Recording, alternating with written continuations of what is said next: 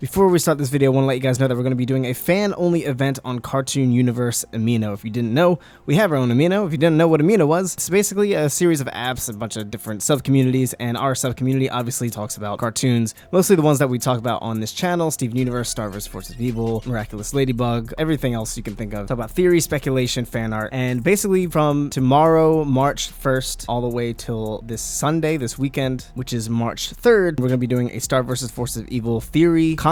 So basically use the hashtag StarTheoryCU right here on the screen, post your theory, and we can give you a custom title and even a shout out on the channel. Cartoon Universe Amino is free to join, but this event is a fan-only event, which is only $1 a month. So if you want to join, get exclusive content and exclusive contests like this, join the fan club, join the conversation. It's a good time, and we hope to see you there. Anyways, on to the video. What's going on, guys? This is Michael Williams from Cartoon Universe, and we're gonna do a little quick star thing. A couple weeks ago, Daron Nefcy actually did an interview on the Animation Success Stories podcast.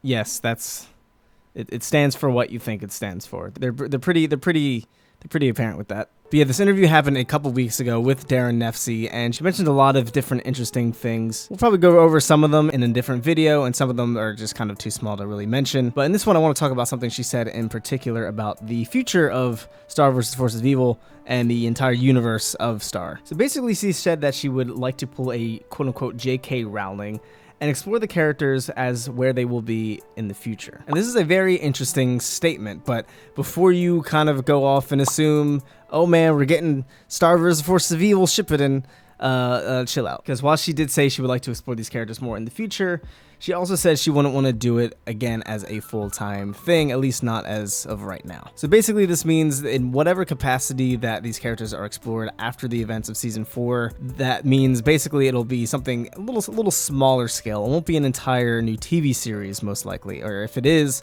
Daron Nefcy probably won't be running it full-time. And this got me thinking about what I would even really like to see.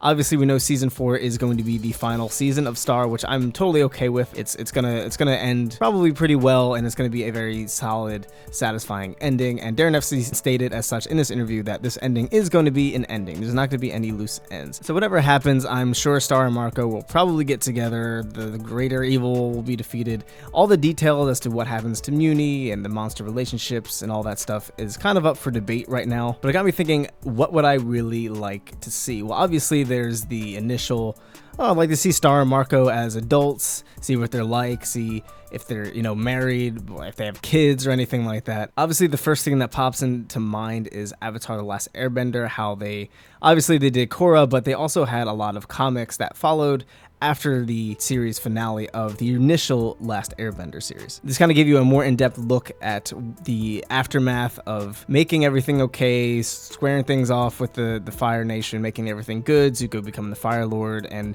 just kind of dealing with all the ins and outs of that, finding out where Zuko's mom is, just kind of padding out and ironing out the little details that would eventually lead into Korra later on. But they're actually also releasing a Kyoshi book, so this leads me to believe that maybe we could see something with one of the other Queens of Muni that wasn't Star, maybe from the past. We already got the Book of Spells, so it's possible we could get something else kind of diving deeper into one of these queens. But if you read these Book of Spells, there's actually like 20 something queens, maybe 23 or something like that, queens that actually never got to write in this book because the initial book actually burned in a fire, and the book that we now have in the series is actually the second one. So it'd be cool to kind of see maybe like the first Queen of Muni or second or third. There's something really early on, like deep lore in history. I think that'd be really cool to see in a novel or a comic book. I'd also love to see the distant future, maybe beyond Star, kind of like a Korra-esque situation. But even beyond that, even beyond Muni and the main core cast and world, I'd like to see even more depth in terms of the other dimensions, because the world of Star is very, very fast, and there's so much that we haven't even explored yet.